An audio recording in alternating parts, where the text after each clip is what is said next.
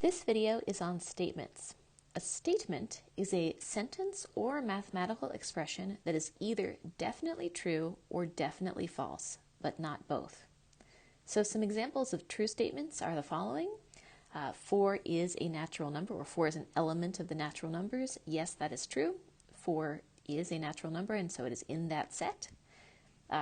Square root of 5 is not an element of the integers. Yes, that is true. The square root of 5 is not an integer.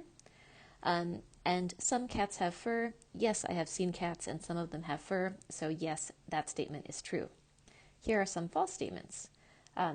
The ordered pair 1, 3 is a subset of the natural numbers cross the natural numbers. That is false because while it is true that the set containing the ordered pair 1, 3 is a subset of the natural numbers, or it is true that this is an element of the natural numbers across the natural numbers, each of those statements slightly edited would be true, but this statement itself is false. Okay? The empty set is an element of the real numbers. Again, that's a mathematical statement or expression that is also false, and it is false because it would be true that, say, the empty set is a subset of the real numbers, but the empty set is not itself an element of the real numbers. The empty set itself is not a real number, so the statement is false. And all dogs are brown. Well, I've seen some dogs that were, say, spotted black and white and were not brown at all, so this is a false statement. So all those above were statements. Some of them were true and some of them were false. How about things that are not statements? Yes, there are things or sentences or whatever expressions that are not statements. For example, if we just say the real numbers or are, that is not a statement. We're not saying anything that can be verified to be true or false, or that that is in essence true or false. It is just the set of real numbers. If we say something like multiply both sides by 2, that's a sentence, but it is not a statement. It is not something that is either true or false. And lastly, x squared is an element of the integers. Well, this is neither definitely true nor definitely false. This depends on x.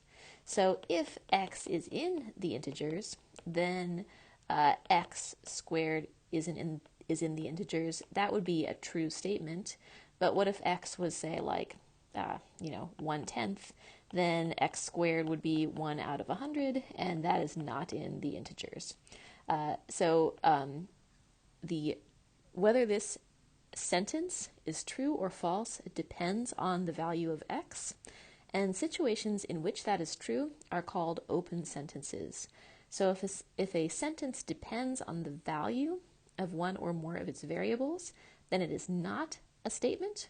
By itself, we cannot judge whether or not that sentence is true or false, and so it is called an open sentence instead of a statement. Just a quick note, this is why writing things in this form do not properly describe the set it looks like it might describe. So when one is asked to describe like this set of positive integer multiples of 5, it's a relatively common mistake to write it in this way, x in the natural numbers such that 5x.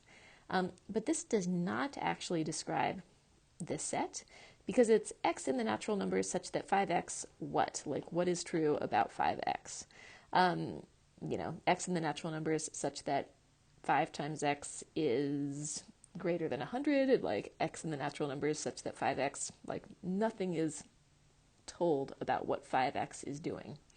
And that's why this is correct and this is not correct as a way to write the set of positive integer multiples of 5 in set builder notation. So sometimes we use letters like P, Q, R, and S to either stand for specific statements or for like more general statements if we're trying to later on find some logic about statements. So for example, we could say that P is the statement, the empty set is a subset of the set of integers, and yes, that would be a true statement. And in the case that a statement involves a variable, we sometimes write it as something like P of X, a statement of related to that variable. So for example, we could say that Q of X is the statement, if X is an integer multiple of 4, then X is even. And we could say that R of X is the statement, if X is an integer multiple of 3, then X is odd. So I would like you to just pause for a moment and think about whether these two statements are true or false. So pause and think about that for a moment. Okay, if X is an integer multiple of 4, then X is even. So in other words, if X is equal to 4n sum n in the integers, is it necessarily the case that X is even? Then yes, it is true that since X is equal to 4 times n, that means X is equal to 2 times 2n, and the definition of an even number is that it's an integer multiple of 2. So yeah, any time that X is an integer multiple of 4, X will also be even. So this is a true statement. How about the next statement? If X is an integer multiple of 3, then X is odd. Let's see. So for example, 3 times 5, that's 15. Yes, that's odd. But what about 3 times 4? That's 12, which is not odd. It's even. So this statement is only true if it's true all the time. If X is an integer multiple of 3, then X must be odd. That's how to read that statement. And because this is not always true, so not true for X equals 12, and because it's not true for X equals 12, this statement, that means that in general, this statement is false. So this is a false statement because it is sometimes false for some X. So you might look back and say, well, isn't this like an open sentence? Like if X is 5, then that is true, but if X is 15, then that's true, but if X is 12, it's not true. This is different because this is saying if X is an integer multiple of 3, then X is odd. This is making an if-then statement. So this is saying for any situation where this is true, this must also follow. And that entire statement can only be true if it is true in all situations. So if, then, only true, if, always true. So anytime that the if statement is true, the then statement must follow. And so in this case, that's a false statement. But up here, this was a true statement because the logical conclusion was always true. If X is an integer multiple of 4, then yes, it is true that X must be even. Okay, so any mathematical result or theorem that has been proved is a statement. So for example, if a function is differentiable, then it must be continuous. That is a statement, and it is true. If a function is continuous, then it must be differentiable. That's a statement, and it's false. Other things that you might have, that I'm sure you've seen, for example, would be the Pythagorean theorem. If a right triangle has hypotenuse C and side lengths A and B, then it must be the case that A squared plus B squared equals C squared. That's a statement. It is true. It has been proven to always be true. Here are like 2 other statements that are not mathematical results, but just statements. Say the first single-celled organisms appeared 3.5 billion years ago. So yes, this is definitely a statement. And,